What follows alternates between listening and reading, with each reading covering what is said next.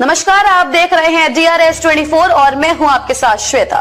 तो चलिए रुक करते हैं आज की प्रमुख और बड़ी वंदे मातरम परंपरा और राष्ट्र का गौरव कुछ इस थीम के साथ 34वें ताज महोत्सव का आगाज इस बार शिल्पग्राम परिसर के स्थान पर आगरा के टाटा मैदान में खुले परिसर में आयोजित किया गया। आज 18 फरवरी से शुरू हुए इस 10 दिवसीय ताज महोत्सव का आयोजन 28 फरवरी तक चलेगा। इस 10 दिनों के दौरान आपको महोत्सव के अलग अलग रंग देखने को मिलेंगे। देश भर से करीब 500 से ज्यादा शिल्पी जहां यहां अपनी कला के प्रदर्शन करेंगे, तो वहीं महोत्सव के मुक्ताकाशीय मंच पर संस्कृति की अनुपम छटा अलग अलग कार्यक्रमों के माध्यम से देखने को मिलेगी।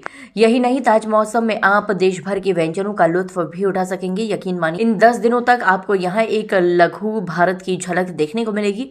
कभी बांसुरी की धुन सुनाई देगी तो कभी हास्य का तड़का भी आपको गुदगुदाने पर मजबूर कर देगा। महोत्सव का आगाज आज केंद्रीय राज्य मंत्री SP सिंह बघेल व महिला आयोग की अध्यक्ष बबीता चौहान ने फीता काट कर किया। इस दौरान कमिश्नर आगरा सहित तमाम पर्यटन अधिकारी भी मौजूद रहे।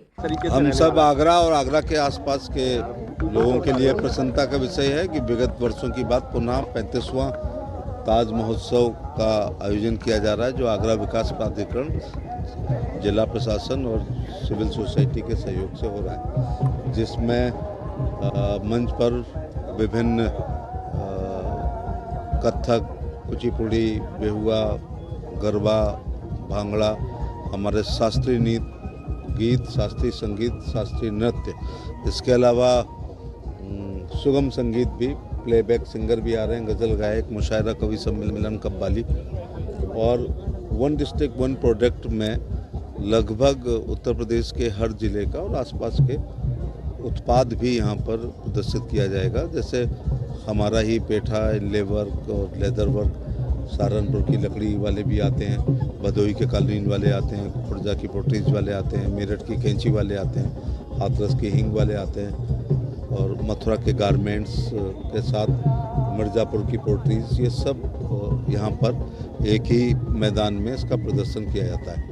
ऐसा आयोजन करके हम भारत की साहित्यिक, सांस्कृतिक, आध्यात्मिक, धार्मिक रीति रिवाज, परंपराएं को अक्षुण्ण बनाने का काम कर रहे हैं, और कला को प्रोत्साहन देने का ये कार्यक्रम है और ये मेला है, और जिसमें देश के नामी गिरामी नृत्यांगनाएं, गायक और हर विधा के लोग यहाँ पर आएंगे।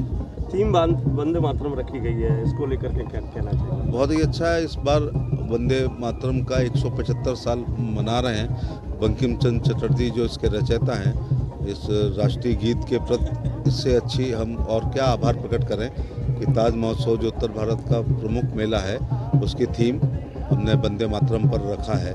इससे भी आने वाले लोगों में राष्ट्रीय भावना और देश की एकता, अखंडता की भावना पैदा होती है।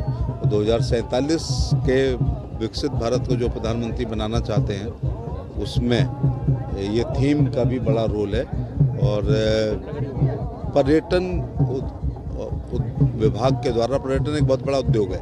इस बार के बजट में उसके लिए बहुत सारा प्रावधान किया गया है, और आगरा अकेला वाहिद वो शहर है जहाँ हेरिटेज, ताजमहल, लाल किला, सिकंदरा, फतेहपुर सीकरी और 1-2 पाइपलाइन में भी हैं। विश्व का कोई भी पर्यटक या पर्यटन की दृष्टि से भारत आता है तो ताजमहल को ध्यान में रख करके आता है। जी बिल्कुल, जैसा आपने देखा कि अभी हमने उद्घाटन किया है ताज महोत्सव का, और लगातार 31 वर्षों से ये लगातार चला रहा है। तो बहुत बड़ी बात है किसी मेले का लगातार इतने सालों चलते रहना।